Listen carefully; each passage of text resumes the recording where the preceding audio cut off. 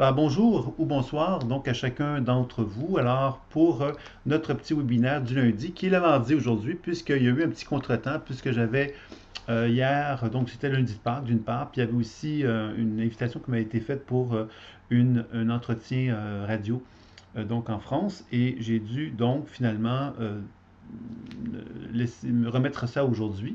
Alors, et aujourd'hui, nous avons un petit entretien, donc toujours une petite conférence que je donne. Et puis après ça, évidemment, vous pouvez me poser des questions sur votre pratique personnelle, professionnelle ou sur des sujets plus personnels de votre vie à vous.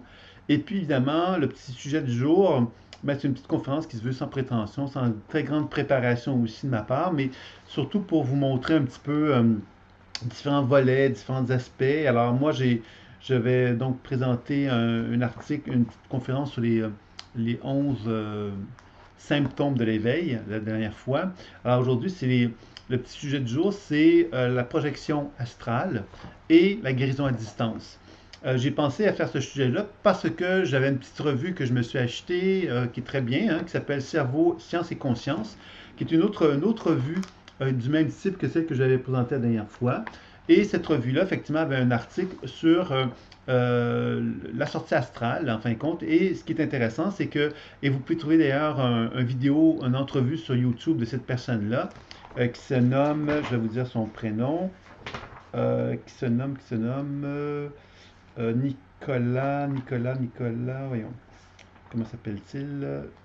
Son nom, c'est Nicolas. Bon, j'ai son nom, son prénom. J'ai pas le nom de la personne que je vais vous donner à l'instant. Nicolas Fraise.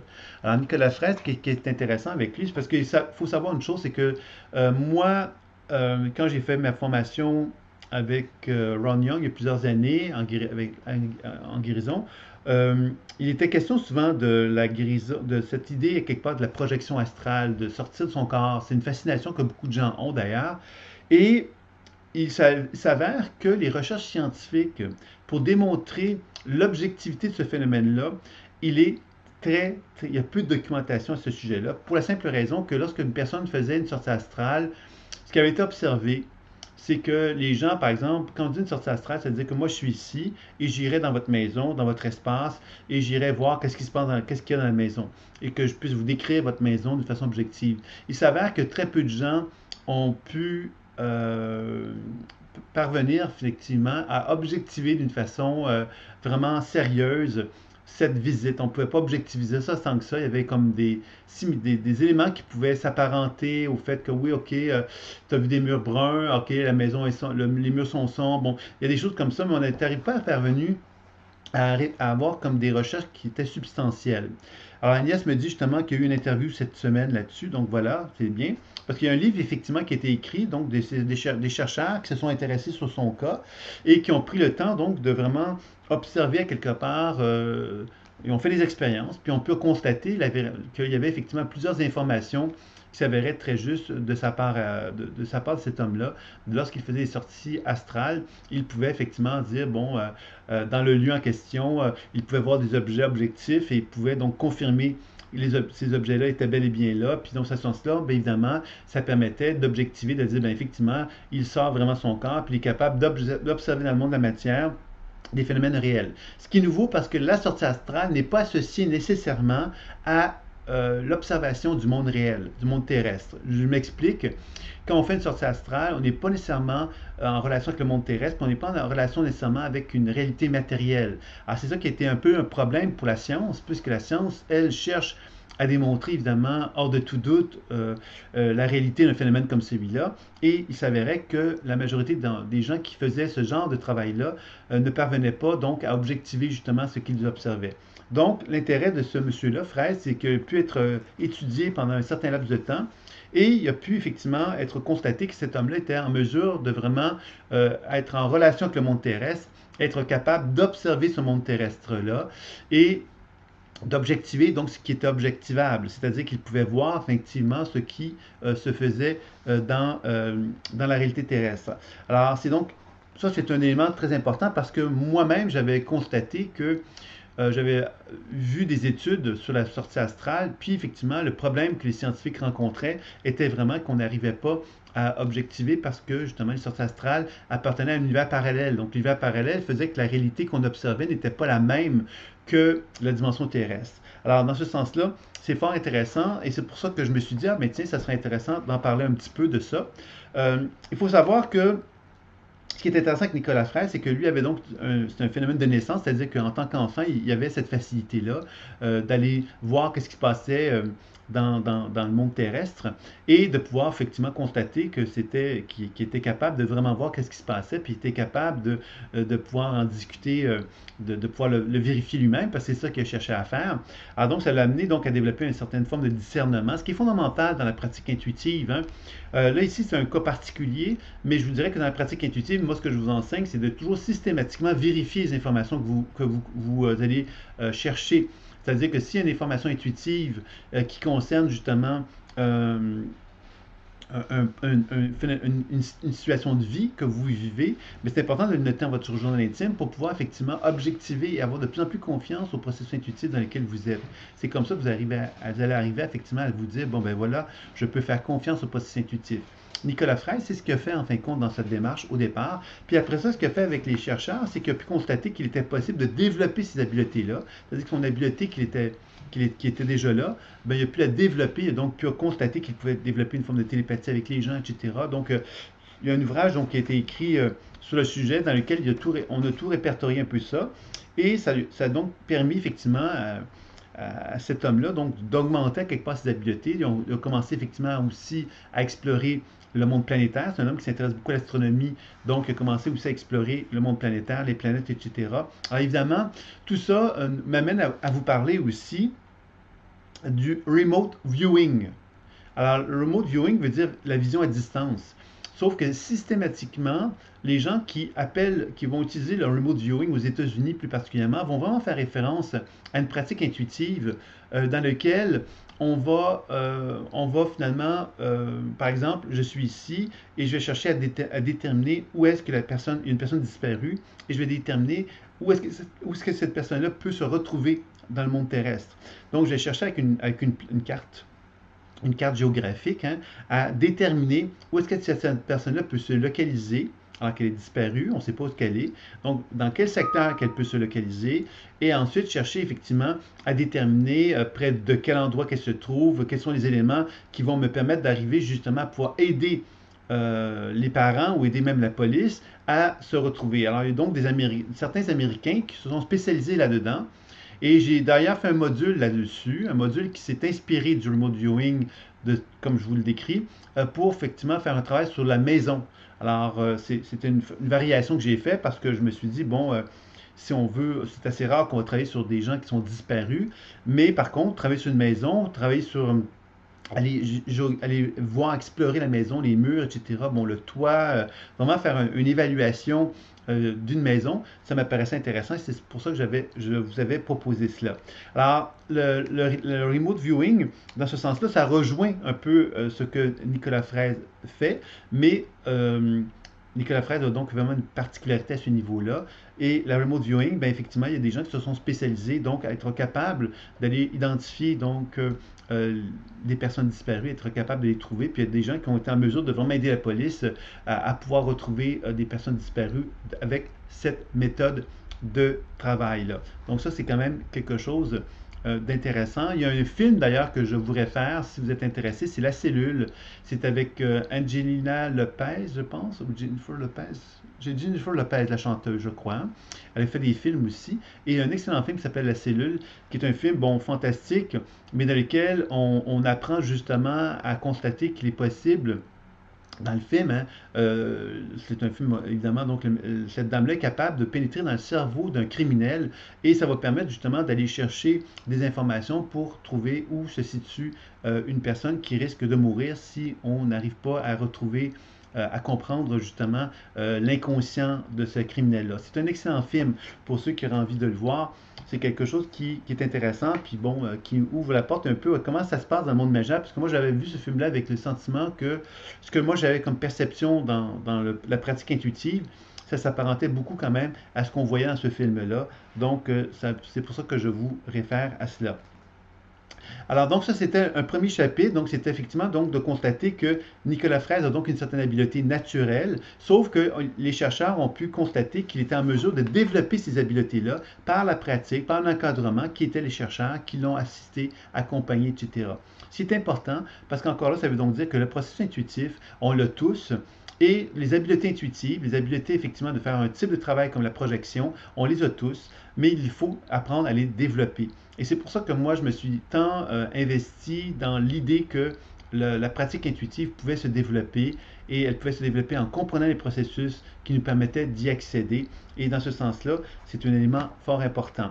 Il y a d'autres gens qui se sont intéressés à la pédagogie. Je pense entre autres à Monroe, l'Institut Monroe, qui lui, c'est un monsieur qui était assez riche, qui s'est intéressé, qui avait expérimenté donc des sorties astrales et qui a donc cherché à développer un protocole d'enseignement permettant d'accéder à des niveaux de conscience et à nous permettre justement de faire des sorties astrales. Je vous en parle parce qu'encore là, ça touche le domaine, en fin de compte, de ce qu'on a vu avec Nicolas Fraisse. Alors, c'est intéressant ce qu'il a fait, ce monsieur-là. Il a développé donc un processus avec des sons et avec de la musique. Il a donc développé tout un protocole pour amener les gens à faire une synchronisation des hémisphères, donc à favoriser donc un travail au niveau des hémisphères, pour amener les gens justement à développer des phénomènes d'apesanteur, puis donc de finalement accéder à des niveaux de conscience qui leur permettent de pouvoir donc pénétrer dans des univers parallèles et dans lesquels effectivement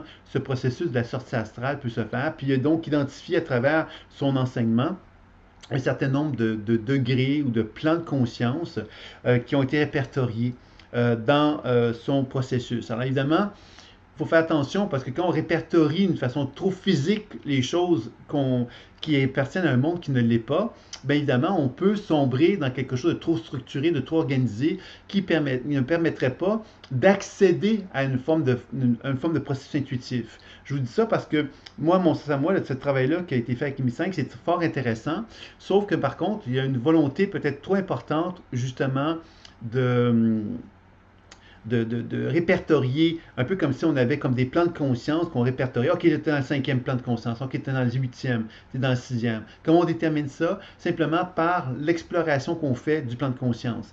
Et là, moi, je trouve qu'on induit quelque chose et que peut-être effectivement que c'est pas tout à fait la meilleure façon d'aborder la chose. Le nom de la revue, c'est Cerveau, Science et Conscience. Virginie, tu l'as eu.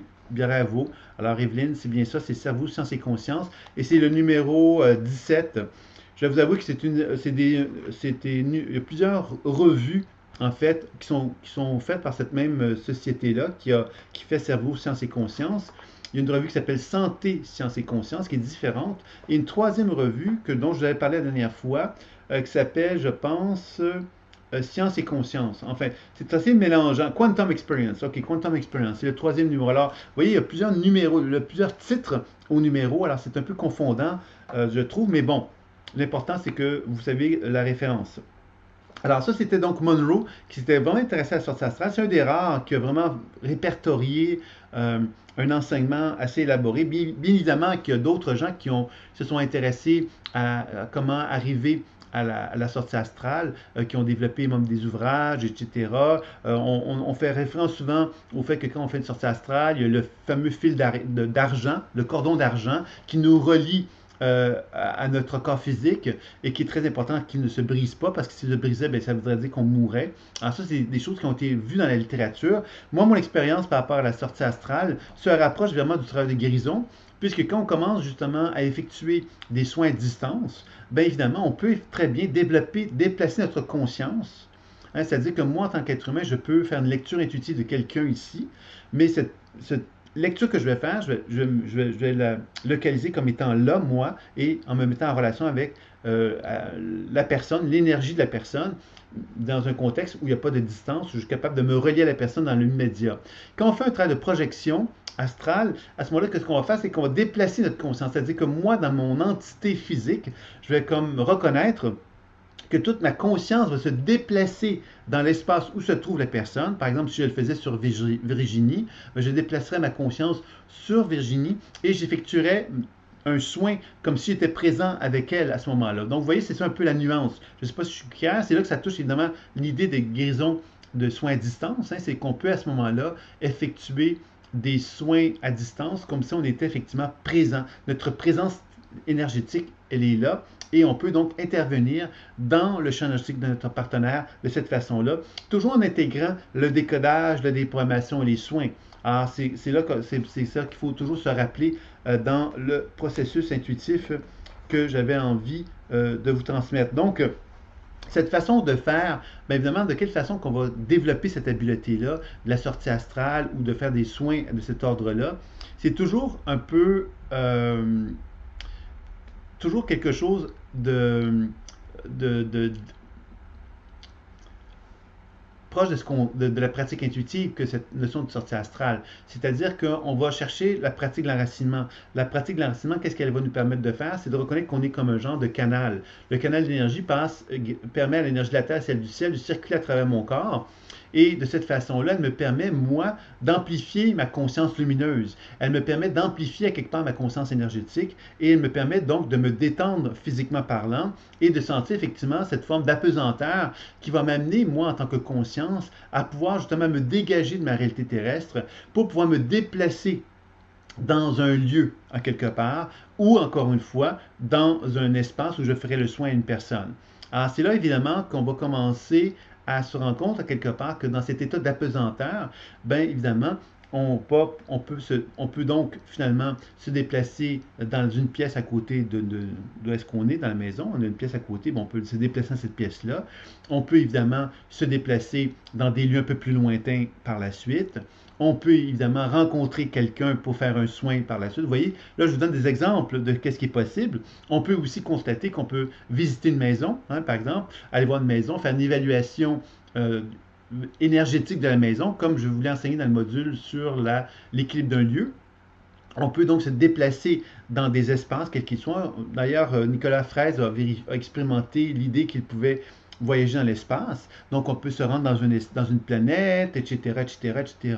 Alors, il y a donc l'idée là-dedans, parce que vous l'avez compris, c'est que pourquoi Nicolas Fraisse est si, actuellement, on en parle tant?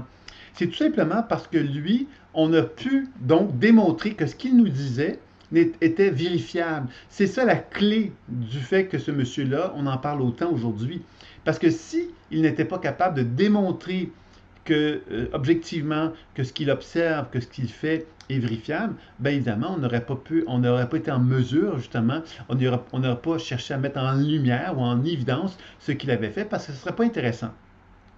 Alors, vous comprendrez que quand on fait une démarche intuitive, la première chose qu'on doit comprendre finalement, c'est que l'être humain tel que nous sommes, on a envie effectivement de pas dans un premier temps, de vivre une expérience intuitive qui va reposer sur une réalité terrestre.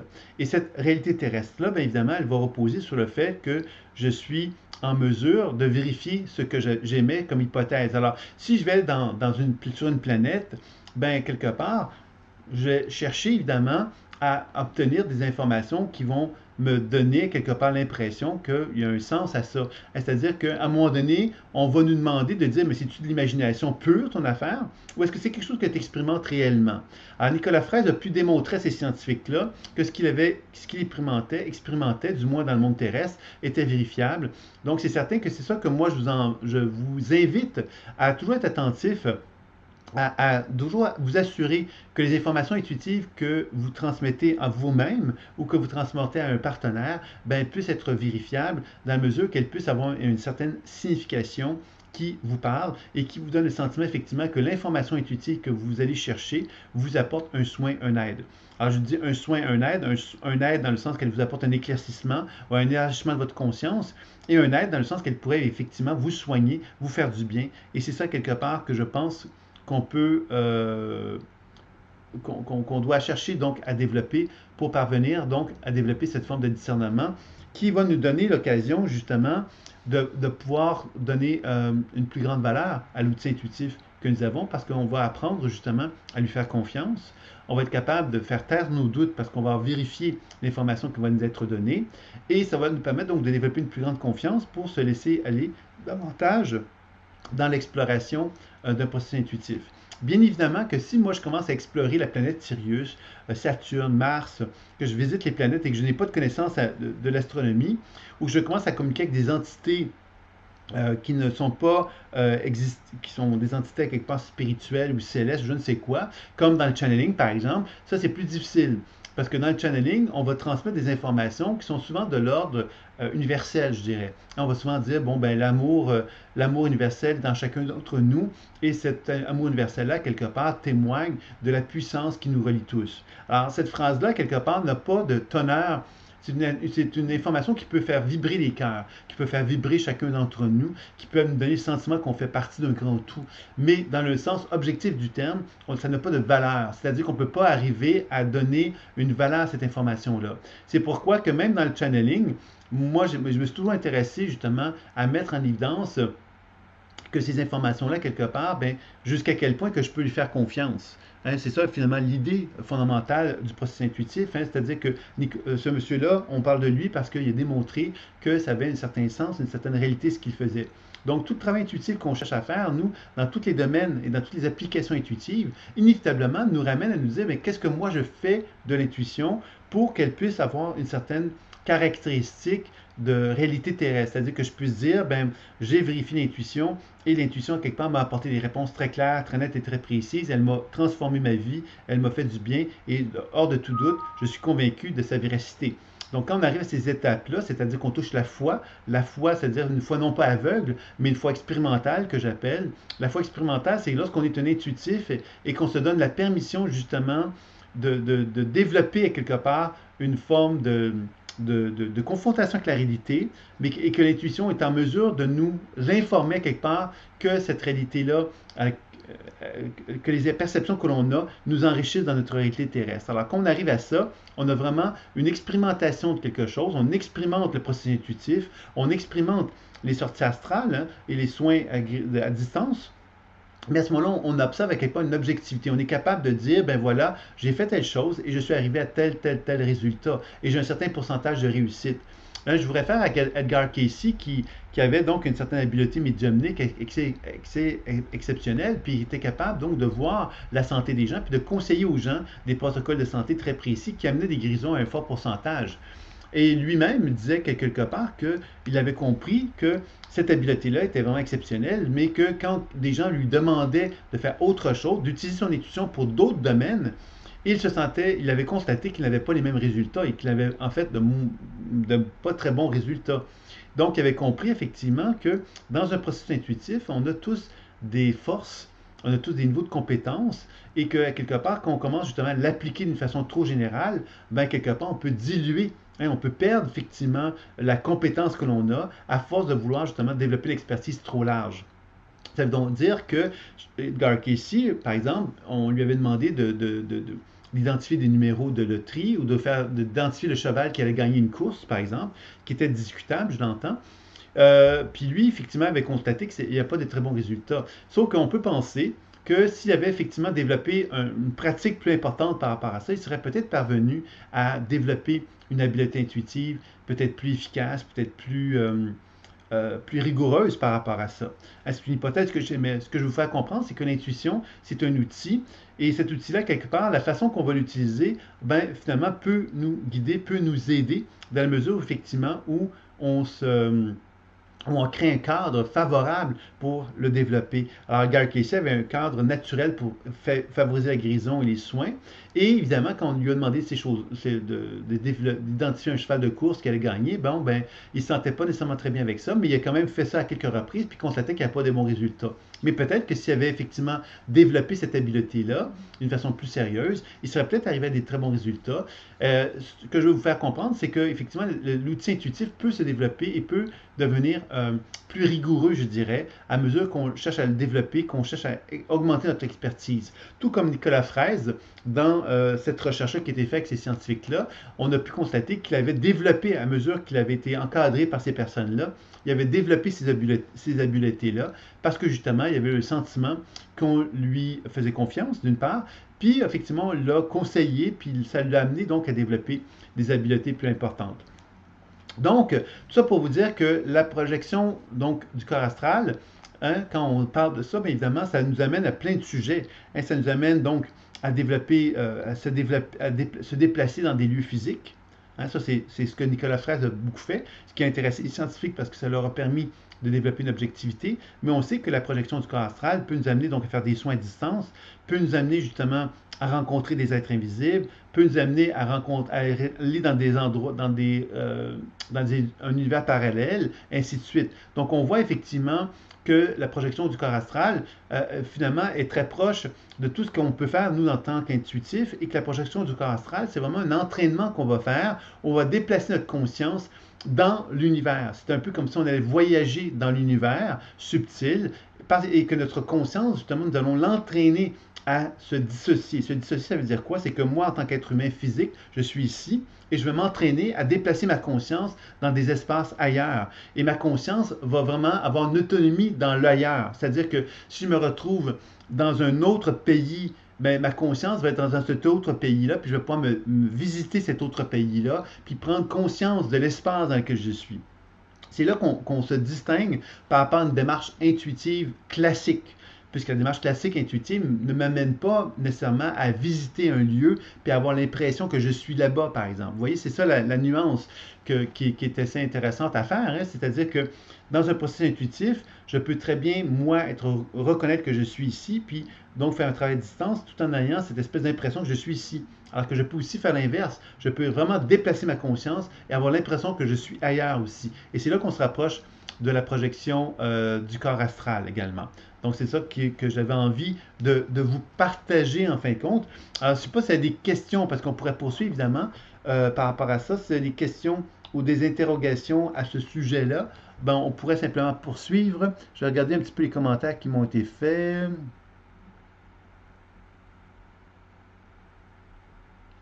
Donc,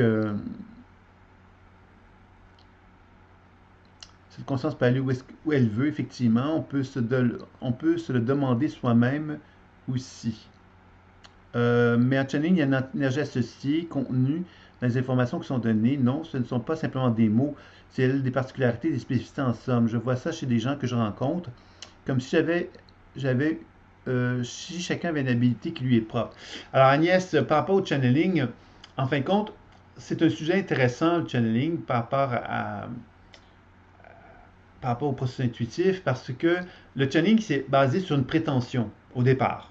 D'accord? Je vais vous expliquer pourquoi je dis ça. La prétention, c'est de se dire, moi, par exemple, je suis en communication avec l'archange Gabriel.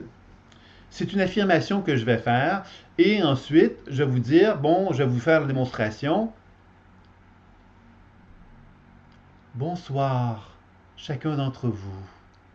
Je suis l'ange Gabriel qui souhaite vous transmettre les bonnes nouvelles de la conscience cosmique universelle qui est en chacun d'entre vous et qui souhaite aujourd'hui ouvrir la conscience à chacun pour qu'enfin la lumière éternelle puisse s'émerveiller dans les cœurs de tous les êtres humains sur Terre. Alors vous voyez, ça c'est une démonstration caricaturale que j'ai faite, j'en conviens, mais pour vous montrer justement que quand on arrive effectivement à cette forme d'affirmation-là, on ne peut pas vérifier l'information qui nous est transmise.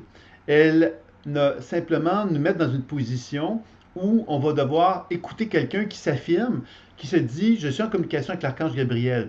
Maintenant, la question qui se pose, c'est comment peux-tu savoir que tu es en communication avec l'archange Gabriel? Parce qu'il te le dit? Parce qu'il se manifeste à toi? Ça ne veut absolument rien dire, puisqu'on sait que dans le monde subtil, l'information intuitive se manifeste à nous sous une forme quelconque, et cette forme-là, quelque part, on l'a vu, c'est de l'intelligence, d'abord et avant tout. Donc, dès qu'on incarne une intelligence qui a une forme, on n'est pas dans un niveau de conscience supérieur, on n'est pas dans un niveau de conscience très élevé, on est dans un niveau de conscience où on est finalement égoïquement, on est dans une conscience égoïque, c'est-à-dire qu'on travaille avec des mémoires ou à des consciences qui ont une conscience égoïque, égocentrique, qui ne sont pas donc finalement déconnectées, libérées, disons, de l'ego, en fin de compte. Alors, ça, c'est une première chose qu'il faut regarder par rapport au channeling. Et la deuxième chose qui est intéressante aussi, c'est de comprendre, mais quelle est l'utilité du channeling? Parce que si on dit que le channeling est utile, ben, quelque part, il faut donc qu'il y ait une certaine valeur à ça. Alors la valeur, évidemment, c'est que ça peut faire du bien aux gens d'entendre des belles phrases qui ont une certaine conscience d'amour, énergie universelle, etc. Et elles peuvent effectivement nourrir l'être humain parce qu'effectivement, on peut sentir la vibration de l'énergie en question. Et ça peut être intéressant. Et dans ce sens-là, ça peut avoir une certaine valeur. Mais comme je vous dis, c'est qu'on ne peut pas, par contre, la prétention de dire je suis en communication avec une certaine énergie, c'est une prétention. On ne peut pas démontrer scientifiquement, pour revenir avec l'article qui était très intéressant sur la sortie astrale, on ne peut pas démontrer hors de tout doute, justement, que cette énergie avec laquelle nous sommes en communication est la véritable énergie de l'archange Gabriel ou de Jésus ou d'une énergie quelconque. Alors, c'est pour ça qu'il faut rester donc assez critique, en fin de compte, dans le sens que comme on ne peut pas vérifier la teneur intuitive non plus, parce que les messages sont tellement d'ordre généraux, elles touchent à quelque part des niveaux de conscience où on va parler d'amour universel, des grands thèmes qui peuvent faire du bien à une façon collective aux gens, ça peut nous rassurer, ça peut nous faire du bien, mais on ne peut pas vérifier l'information d'une façon aussi enracinée, je dirais, que le processus intuitif standard. Alors c'est pour ça que moi, je suis toujours un petit peu plus dans un mode un peu plus critique par rapport à ça, parce que, comme vous l'avez sans doute vu dans le module sur la communication avec les guides, vous avez compris qu'il était possible de communiquer avec n'importe quelle manifestation spirituelle. Donc, ça veut donc dire que je peux travailler avec l'archange Gabriel, je peux travailler avec un maître spirituel, je peux travailler avec Jésus, avec Bouddha, avec Napoléon Bonaparte, je peux travailler avec qui que je veux. Je peux donc voyager dans la conscience intelligente et pouvoir interagir avec elle et pouvoir donc l'incarner aussi si je veux. Alors c'est là qu'on commence à comprendre que se limiter à une conscience, d'une certaine façon, c'est un peu dommage puisqu'on a accès à toute la conscience. Mais par contre, si on ne se limite pas à une conscience, ça nous enlève un peu de crédibilité. Parce que dans le channeling, la crédibilité repose sur le fait de dire je suis en communication avec l'archange Gabriel, je suis en communication avec ceci ou avec cela. On se donne une certaine valeur humaine parce qu'on dit qu'on est en communication avec une énergie spirituelle X, Y, Z. Et c'est ça qui va faire que la personne qui est devant moi, quand je lui dis je communique avec l'archange Gabriel, mais cette personne-là croit à l'archange Gabriel, elle va donner de la valeur à qui je suis. C'est-à-dire qu'elle va donner de la valeur égocentrique, narcissique envers qui je suis, en se disant waouh, tu communiques avec l'archange Gabriel, waouh, t'es fantastique, c'est merveilleux. Alors, vous voyez qu'il y a quelque chose là-dedans de très humain. Ça nous ramène à un niveau très narcissique et égoïque, en quelque part, où on a l'impression justement que parce qu'on dit communiquer avec une certaine énergie, on se donne de la valeur. Alors que finalement, quand on dit qu'on travaille avec l'intelligence universelle, qui a toutes les formes et toutes les manifestations, c'est comme si on allait avoir moins de valeur que quelqu'un qui se dit en communication avec l'archange Gabriel ou avec le maître spirituel Hilarion, je ne sais quoi. Et je trouve ça quelque part...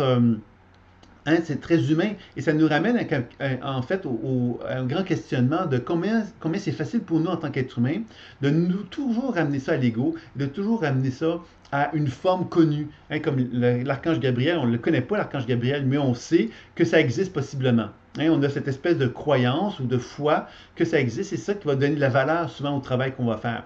Alors, c'est pour ça que tout le travail du channeling est quelque chose qui est très intéressant, qui peut avoir une certaine valeur, mais en même temps qu'il faut donc toujours relativiser par rapport à cette notion que je viens de vous exprimer. Euh, pour se projeter, doit-on rester concentré chez soi ou est-ce que ça peut nous arriver dans la nature ou autre lieu? Euh, donc, dans ce sens-là, Christiane, bien évidemment, c'est sûr que si on veut faire un travail de projection, c'est un entraînement, puis cet entraînement-là va se donner les meilleures conditions pour le vivre. Les meilleures conditions pour le vivre au début, c'est les conditions dans lesquelles on va chercher donc à se mettre dans une position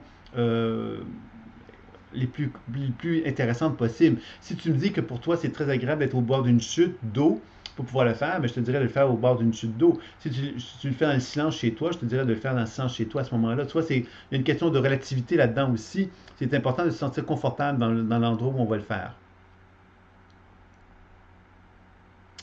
Virginie, ça me parle ce que tu dis, car une vraie sortie astrale, j'en ai fait qu'une seule fois. J'ai eu peur de rester coincé et je suis vite revenu. Effectivement, c'est sûr que cette fameuse sortie astrale, à quelque part, comme je disais, c'est comme un muscle, c'est un peu comme le même processus que le travail intuitif. Hein. C'est-à-dire que quand j'apprends justement à faire ce travail-là, quelque part, je déplace ma conscience et cette conscience-là, justement, plus je la déplace, plus je vais arriver à mettre de la lumière. En fin de compte, je vais projeter de la lumière à l'extérieur de moi. Cette lumière-là, c'est ma conscience. Mais plus je la projette vers moi, plus je vais être capable de développer cette conscience-là. Par contre, si je suis capable de l'approcher, cette conscience-là à l'extérieur de moi trop fortement, mais là, je vais avoir l'impression, quelque part, de perdre connexion avec mon corps. Et c'est ça qui s'est produit avec toi, Virginie. Et c'est un phénomène, d'ailleurs, qu'on va retrouver souvent chez les gens qui ne sont pas enracinés, des gens qui sont végétariens aussi, des gens qui ont des problèmes, qui ont un sang faible, ont une tendance à perdre connexion avec leur corps. Et ces gens-là vont avoir la possibilité de vivre des expériences de sortie astrale sans le vouloir, et ça peut les traumatiser parce que ce n'est pas quelque chose de confortable. Alors, je vais vous faire comprendre ici que le sang, c'est le porteur de la conscience. Donc, si quelqu'un n'a pas un sang qui est fort, qui a une bonne vitalité dedans, ben, à quelque part, la personne peut ne pas avoir une conscience corporelle très forte et elle pourrait à ce moment-là se déplacer sans le vouloir. À ce moment-là, faire des sorties astrales de cette façon sans qu'elle le veuille. Peut-on choisir notre spécificité ou est-ce que le domaine dans lequel nous évoluons nous sont imposés? Euh, la spécificité, à quelque part, sans doute qu'elle s'impose à nous par notre personnalité, je pense à moi, par exemple, j'ai pas choisi volontairement ce que je voulais faire, ce que je suis devenu. Par contre, j'avais des intérêts dans cette spécialisation que je me suis donnée. Donc, c'est certain que il y a donc une passion qui va nous allumer. Je pense à des gens comme un Américain qui a travaillé beaucoup avec le remote viewing pour travailler avec des gens de la GRC, pour trouver des personnes qui étaient disparues. Ben, lui a développé une expertise à ce sujet-là. Donc, il y a certains Américains qui ont développé des expertises et qui travaillent avec des policiers ou qui travaillent avec l'armée même, dans certains cas, pour travailler sur des localisations de missiles, etc. Donc, vous voyez que ça, c'est une autre spécialité qui va s'imposer à nous parce que justement, on a envie, à quelque part, de travailler d'une façon beaucoup plus concrète et matérielle. Alors que moi, bon, c'était beaucoup plus dans la psychologie que j'ai été investigué. Je pense à Edgar Cayce qui a beaucoup plus travaillé sur l'aspect plus quand même santé, énergétique et physique, même s'il a travaillé sur d'autres aspects aussi, mais l'aspect santé, énergétique et physique a été quand même sa voie de spécialisation, je dirais. Euh, j'ai dit channeling, pas pour cet aspect, mais par exemple, ça m'est arrivé de capter des messages dont je n'ai jamais pu dire, n'affirmer d'où ça vient. Par contre, quelque chose s'est bien présenté en moi. Oui, mais ça revient un petit peu à la même chose, Agnès. Lorsqu'on parle à quelque part, je ne comprends pas en fin de compte ce que tu viens de me dire, en fait. Je ne comprends pas très bien parce que, en fin de compte, l'idée du processus intuitif, c'est de chercher justement à développer une certaine forme d'enracinement pour être capable de développer une confiance en soi. Si moi je dis à quelqu'un, mais tu sais, moi je communique avec des extraterrestres depuis 20 ans et ces extraterrestres-là m'ont énormément enrichi dans ma vie. D'accord? C'est une chose. Puis moi, je vais te dire, OK, peux-tu me dire en quoi ils t'ont enrichi? Enrichi. Oui, ils m'ont enrichi parce que j'avais mon corps de lumière est devenu beaucoup plus rayonnant et beaucoup plus lumineux. Ouais, puis dans la vie, qu'est-ce que ça t'a apporté, le fait que ton corps de rayonnement lumineux se soit incarné dans ton corps de chair? Qu'est-ce que ça t'a apporté? Ça a amené quoi comme transformation en toi? Ah, ça n'a rien amené parce que on m'a bien dit quelque part qu'il ne fallait pas que je manifeste ça dans la matière, donc je suis uniquement dans mon corps de lumière, qui est une grande transformation qui s'est faite. Oui, mais comment ça se manifeste? Ah, mais ça se manifeste pas, je ne peux pas te le dire parce que cet extraterrestre-là m'a enseigné beaucoup de choses, mais j'ai pas accès à cette information-là. Elle est restée secrète et elle est à cet univers parallèle-là, j'ai pas accès actuellement. Alors, vous voyez que ça, un discours comme ça, j'en ai rencontré, moi, des gens qui ont des discours comme ceux-là, et c'est des discours qui sont dissociés. C'est-à-dire que dans leur vie terrestre, ces gens-là ont rien de spécial et ils vivent même des choses très difficiles, puis ils n'arrivent pas à trouver de moyens pour trouver un équilibre dans leur vie. Puis parallèlement à ça, ils sont confrontés à des expériences subtiles dans lesquelles il n'y a aucun lien avec la réalité et dans lesquelles effectivement ils vivent comme dans deux univers parallèles sans arriver à faire de pont entre les deux. Et ça, je pense, ça peut être dangereux, ce genre de situation-là. Inévitablement, la réalité terrestre doit être reliée à la réalité subtile et c'est comme ça qu'on peut arriver à quelque chose de plus équilibré, je dirais. Donc, Agnès, je vais revenir, je vais te donner un autre commentaire, je vais revenir vers toi tout à l'heure parce que je n'avais pas trop bien compris ce que tu voulais dire. Mais très souvent, ça m'arrive de voir très clairement des endroits, des gens assez rapidement, et ça peut être des endroits que je connais ou pas. Et en fait, est-ce que tu dirais que c'est ce que tu évoquais, le fait de voir à distance?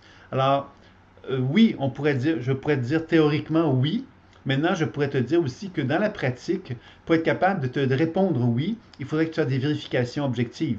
C'est-à-dire que quand tu me dis, bon, ben, je vois des choses, j'étais dans la pièce d'une maison quelque part, puis que je dis à la personne qu'est-ce que j'ai vu, puis que la personne me dit, ben, ce que tu me dis, à quelque part, ça n'a aucun rapport avec l'espace physique dans lequel je vis.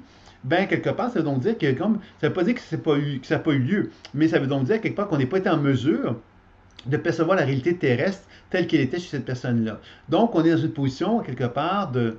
C'est pas objectivable. Ça ne veut pas dire que c'est faux, ça ne veut pas dire que c'est vrai non plus. Hein, parce que quelque part, on n'est pas parvenu à développer une réalité confortable. Moi, souvent, ce que j'ai vu aussi chez les thérapeutes, les clients qui viennent me voir, c'est que, par exemple, je vais leur parler d'une personne, et ils vont me dire, OK, dis-moi la couleur de ses cheveux, ah, dis-moi la couleur de ses yeux, dis-moi à quoi elle ressemble.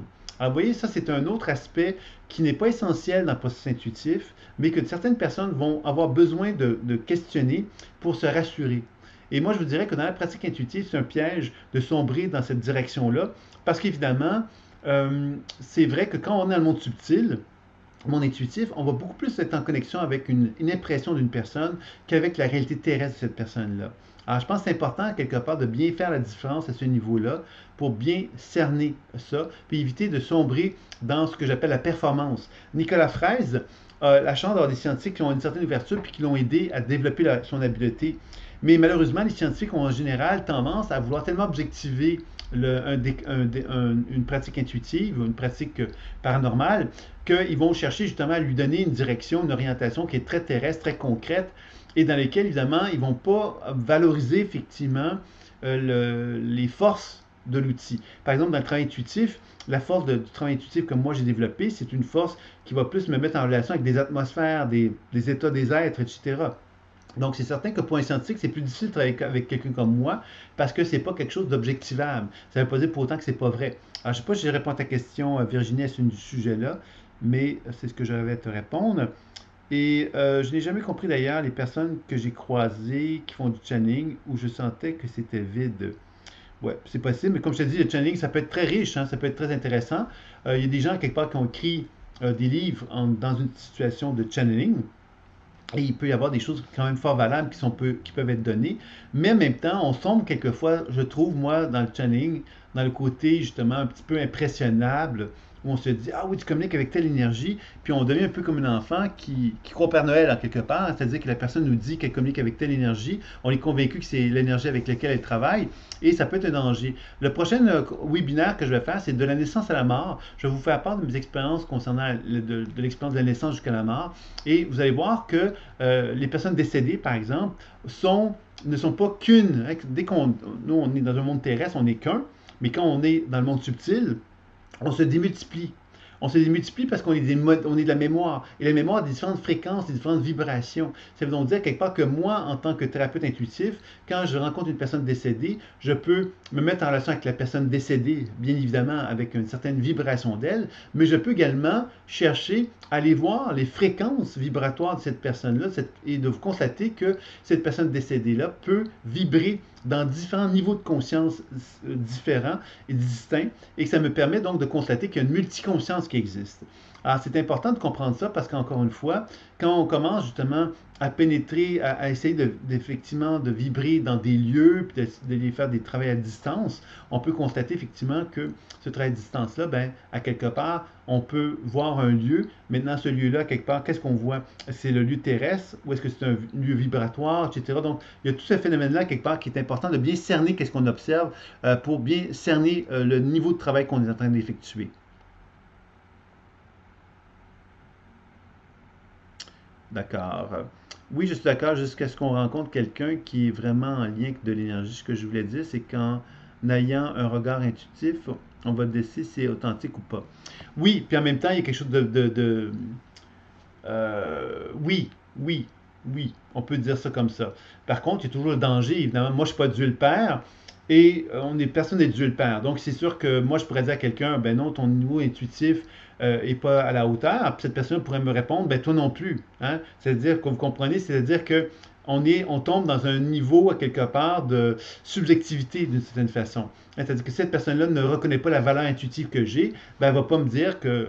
Elle ne va pas m'écouter. Et puis moi, si je ne la reconnais pas, ben, je ne l'écouterai pas non plus. Alors vous voyez qu'il y a cette notion-là, quelque part, qui joue ici. C'est que le travail intuitif, c'est quelque chose qui est un outil qui peut arriver à... Moi, c'est ça que j'avais voulu mettre en place dans le cadre de l'école, hein, c'est-à-dire que de vouloir créer une objectivité. C'est-à-dire que quand on est plusieurs thérapeutes intuitifs qui observent une même personne, ben, on a des chances, évidemment, en étant plusieurs personnes, d'observer une même personne, de pouvoir finalement faire des comparaisons. Et c'est ce que je fais dans les évaluations de supervision. Moi, je fais des évaluations comparatives.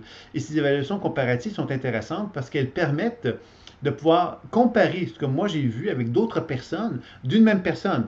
Donc souvent, c'est là qu'on commence à comprendre que même si chacun d'entre nous voyons des choses qui peuvent être différentes d'une même personne, souvent, il y a des éléments qui vont se recouper et qui vont s'entrecouper et qui vont être complémentaires même et qui vont vraiment aller dans le même sens. C'est-à-dire que chacune des personnes a pu voir des choses différentes de l'individu avec lequel on est en relation, mais on a quand même des similitudes dans la qualité de l'information qui est donnée. Et ça, c'est assez fascinant. Et c'est là qu'on se rapproche d'une science. C'est là qu'on se rapproche d'une forme d'expérimentation. C'est là qu'on se rapproche des travaux que Nicolas Fraisse a vécu avec les scientifiques. C'est qu'on commence à se rapprocher de ce qu'on pourrait appeler une science expérimentale. C'est-à-dire qu'on puisse dire, voilà, on a 10 intuitifs ici, on fait une lecture d'une même personne et on est capable de se parler ensuite de cette personne-là et de reconnaître que les informations qu'on a été chercher, même si elles sont différentes, elles ont une certaine couleur, une certaine teneur très complémentaire et très riche et qui font qu'on arrive à mieux comprendre les personnes à travers ce cheminement-là. Alors vous voyez, c'est ça un peu que je vous dirais par rapport à cela. Est-ce qu'il y a d'autres questions maintenant par rapport à ce que je viens de vous transmettre ou encore sur d'autres sujets que vous aimeriez que l'on explore? Sur la pratique personnelle, puisqu'on n'a pas abordé encore des gens qui n'ont pas parlé de pratique personnelle comme telle ou professionnelle. Alors évidemment, vous avez compris que la projection du corps astral, bien évidemment, c'est une application, c'est un point de vue en fin de compte, hein, c'est-à-dire que dans la démarche intuitive, simplement faire un travail intuitif, on peut le faire en étant très très connecté avec notre corps physique, mais on peut vraiment le faire dans cet aspect, dans cette possibilité effectivement de se dissocier véritablement de son corps et de s'entraîner à le faire d'une façon plus systématique. Et c'est comme ça qu'on va arriver justement à se rapprocher de l'expérience de la sortie astrale. Puis évidemment, cette sortie-là, bien évidemment, elle a plusieurs applications. Elle peut être carrément dans le monde terrestre, comme Nicolas Fraisse s'est beaucoup spécialisé, sans le vouloir. Mais on peut également vivre dans des mondes subtils. Et là, évidemment, il faut avoir des niveaux de... Il faut avoir quelque chose qui nous ancre à un moment donné. Sinon, c'est des expériences, tout simplement, qu'on ne peut pas vérifier. Mais ça peut être des expériences qui peuvent être très enrichissantes, mais qui sont moins vérifiables. Mais quand c'est vérifiable, bien évidemment, on peut donc, à ce moment-là, développer un discernement. C'est ça qui est un peu la clé que je vous dirais par rapport à tout ça. Est-ce qu'il y aurait d'autres questions sur l'ensemble de ce qui a été vu ou sur d'autres sujets?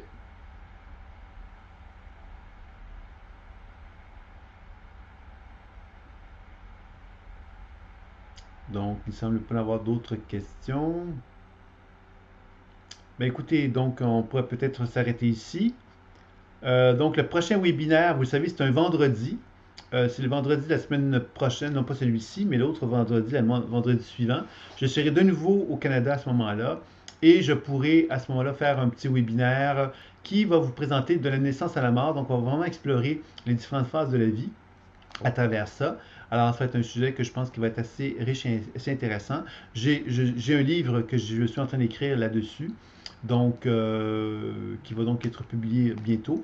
Donc, vous allez pouvoir avoir un peu comme une vision globale, je dirais, parce que ce ne sera pas comme très élaboré comme conférence, mais je vous prendrai le temps de vous présenter les expériences que j'ai pu avoir, moi, dans ma vie, concernant la pratique avec des personnes donc en voie de décéder ou des personnes mourantes, ou évidemment des gens à la naissance également. Est-ce que tu as des références? Ça veut passer sur la télépathie. Qu'est-ce que tu veux dire par télépathie, Agnès? Parce qu'évidemment, le sujet de la télépathie, c'est un sujet qui est différent de l'intuition. Je vais dire ça comme ceci, puisque la télépathie, c'est simplement une capacité de lire la pensée des gens. Et lire la pensée des gens n'est pas nécessairement associé à une forme d'intelligence et de sagesse qui anime les pensées des gens. C'est-à-dire qu'on reconnaît simplement ce que la personne pense.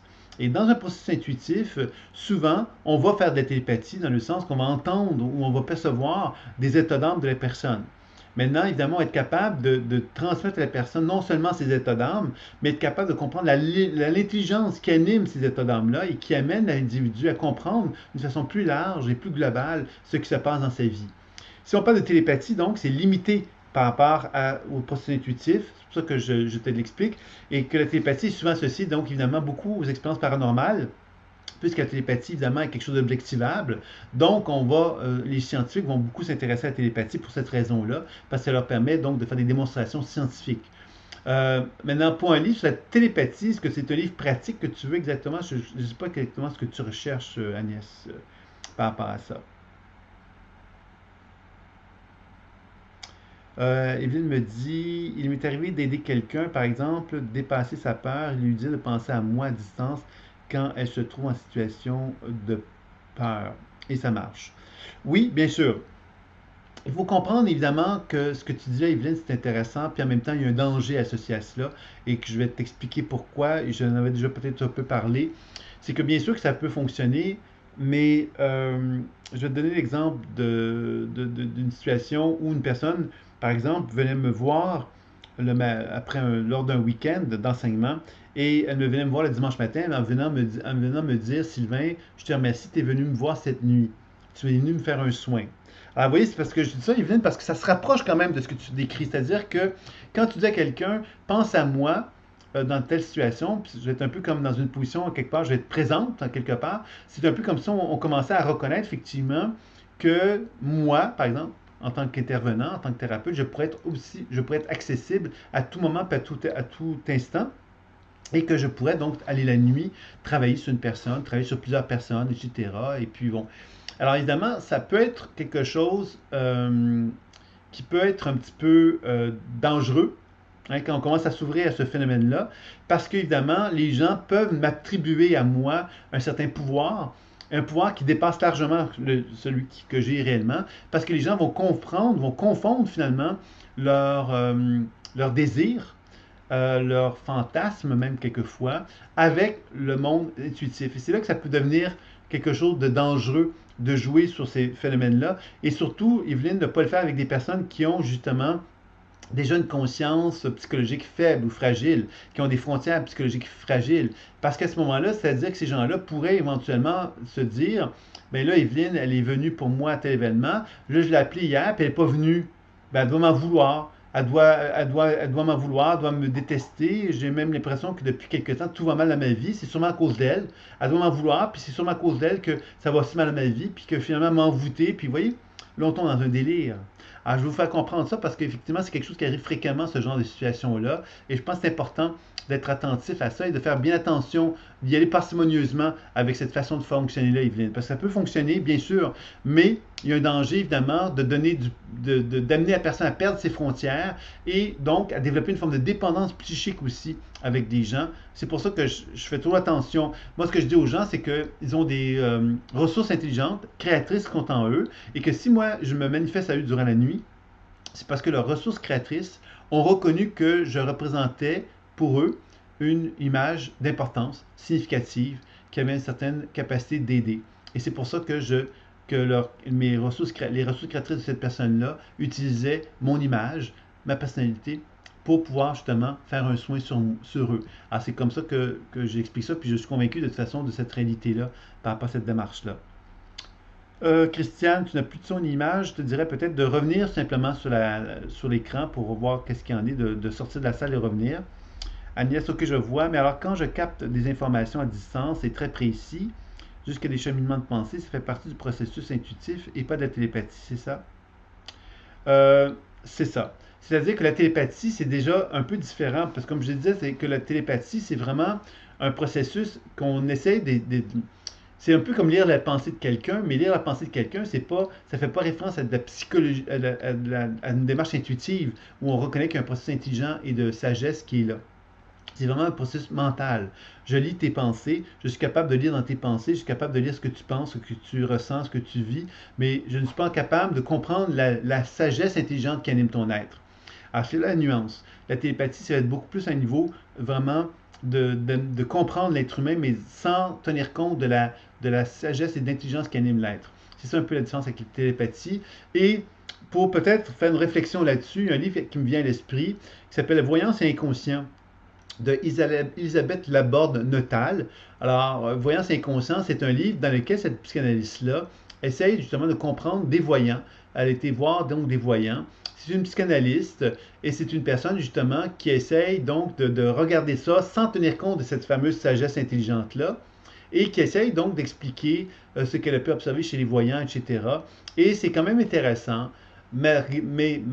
Par contre, c'est évidemment, je ne suis pas en accord avec la conclusion qu'elle amène parce qu'elle ramène ça à l'idée que un thérapeute intuitif va finalement faire des liens, etc. Puis ça tient la route, hein, ce qu'elle raconte, sauf qu'elle ne tient pas compte que l'idée que l'univers est animé d'une sagesse infinie et intelligente et que quand on se met en relation avec l'inconscient d'une personne, on découvre à quelque part qu'il y a dans cette sagesse infinie une forme d'organisation, une forme d'intelligence qui amène l'être humain à évoluer et à progresser. Et c'est ça qu'on observe dans le travail intuitif. Donc, c'est ça un petit peu la nuance que j'aimerais apporter par rapport à ce livre-là, qui est quand même un livre qui est intéressant et qui se rapproche beaucoup de ce sujet-là de la télépathie dans ce sens-là. OK, avec ce que tu dis, je pense pas qu'il y ait de danger parce que j'avais fait un exercice avec elle et je lui ai donné juste un point de repère pour dépasser ses peurs sans qu'il y ait de dépendance avec moi. Oui, bien sûr, Evelyne, je vais juste préciser, moi, de mon côté, que ce genre de travail-là, évidemment, peut être très efficace, mais il faut juste faire attention parce qu'évidemment, il y a des gens, quelque part, qui pourraient nous attribuer des pouvoirs et qui pourraient nous attribuer plus de pouvoir qu'on en a réellement, et ça pourrait être un problème. C'était surtout ça que je voulais préciser par rapport à ça. Est-ce qu'il y aurait d'autres commentaires avant de terminer? Non, donc, si vous voulez, donc, le prochain rendez-vous va être vendredi prochain, non pas le vendredi-ci, mais la semaine suivante. Et à ce moment-là, on va sans doute le faire dans cette salle-là, puisque je vais devoir regarder de mon côté pour m'assurer que l'autre salle euh, puisse bien fonctionner là, pour les chats, parce que c'est vrai que c'est ennuyant pour les gens de ne pas pouvoir chatter convenablement.